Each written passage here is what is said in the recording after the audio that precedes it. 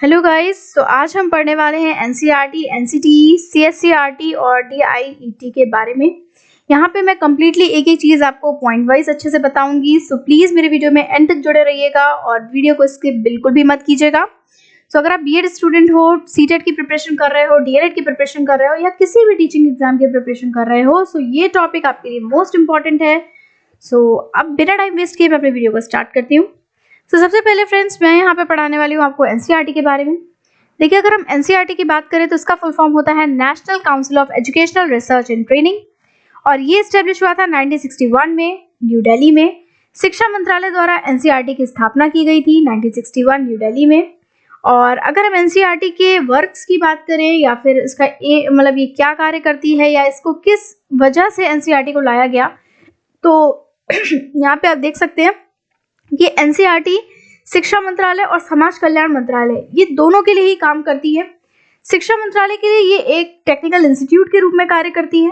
देखिए, technical institute की अगर हम बात करें तो इसका मतलब ये होता है तकनीकी संस्था के रूप में, जिसमें एनसीईआरटी शिक्षा मंत्रालय के अंतर्गत जो भी शोध कार्य होते हैं या रिसर्च वर्क होते हैं उन सबको करने का कार्य जो है वो एनसीईआरटी का होता है। मतलब एनसीईआरटी द्वारा ही सारे रिसर्च वर्क जो शिक्षा के क्षेत्र में किए जाते हैं उनको करती है।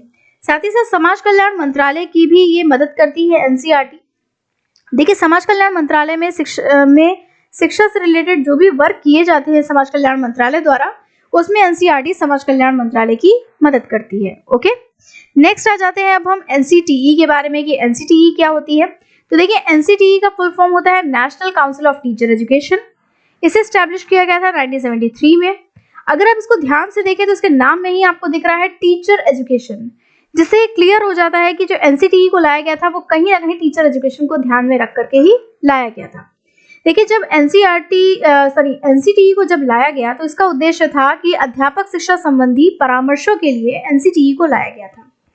अब यहाँ पे जब एनसीटीई 1973 में आई तो उस टाइम पे ये एक असंवैधानिक संस्था थी और 73 से 93 तक ये एक असंवैधानिक संस्था ही रही है और इसके सचिवालय के रूप में एनसीईआरटी जो है वो तब काम किया करती थी। क्योंकि ये एक असंवैधानिक संस्था थी, इसलिए एनसीटीई के सचिवालय के रूप में एनसीईआरटी वर्क करती थी। और 1983 में संसद में अधिनियम पारित हुआ और इसको संवैधानिक संस्था का दर्जा प्राप्त हो गया। सो ये इंफॉर्मेशन थी आपके एनसीटीई के बारे में। नेक्स्ट हम आ जाते हैं डीआईईटी के बारे में कि भाई ये क्या है। तो देखिए, इसका फुल फॉर्म है district institute of education training और ये स्टेब्लिश हुआ है 1988 में आपके। यहाँ पे अगर हम इसकी बात करें कि भाई जो डीआईईटी है ये क्या काम करती है, तो डीआईईटी का जो लाने का जो कह सकते हैं उद्देश्य था, इसको लाने का उद्देश्य ये था कि एजुकेशन लेवल को ग्रो करना, कि एजुकेशन जो सिस्टम हमारा शिक्षा का जो स्तर है वो बढ़े, साथ ही साथ टीचर्स की प्रोग्रेस हो, जिसमें हम कह सकते हैं कि जो डीआईईटी है इसका मेन काम ये होता है कि ये शिक्षा के क्षेत्र में जो भी बदलाव होते हैं उनको टीचर्स को उन बदलावों से अवगत कराना कि भाई एजुकेशन सिस्टम में क्या क्या चेंजमेंट हो रहे हैं उसके बारे में टीचर्स को बताना, साथ ही साथ टीचर्स को उनकी रिस्पॉन्सिबिलिटी को समझाना, ये काम जो है ये आपका डीआईईटी का है। सो अगेन यहाँ पे अब हम समझ लेते हैं इसके बाद एससीईआरटी को। तो देखिए, अगर हम एससीईआरटी की बात करें तो एससीईआरटी का फुल फॉर्म होता है state council of educational research and training. यहाँ पे देखिए, अगर हम एससीईआरटी को ध्यान से देखें तो इसके नाम में अगर हम एस की जगह एन लगा दें तो ये हो जाता है एनसीईआरटी। तो जो काम हमारा एनसीईआरटी नेशनल लेवल पे करती है, सेम वही काम आपका एससीईआरटी स्टेट लेवल पर करती है। ये एस्टेब्लिश हुई है 1981 में। अब काम ये क्या करती है वो समझिएगा। देखिए, इसमें क्या होता है कि जैसे एनसीईआरटी जो भी कैरिकुलम डिसाइड करती है नेशनल लेवल पे, सेम वही चीज़ें स्टेट लेवल पे एससीईआरटी क्या करती है कि जिस स्टेट में मतलब उस कैरिकुलम को आगे बढ़ाना है, वहाँ की जो भी भौगोलिक स्थिति होती है, परिस्थितियाँ होती हैं, या कह सकते हैं कि जो भी चीज़ें होती हैं उन सभी चीज़ों को ध्यान में रख करके एससीईआरटी उनमें उस कैरिकुलम में कुछ ना कुछ जो चेंजमेंट उसे लगता है कि नहीं करना ज़रूरी है, तो अकॉर्डिंग टू दिस एससीईआरटी उसमें वो चेंजमेंट करती है और उस चीज़ को आगे अपने स्टेट में लेके आती है।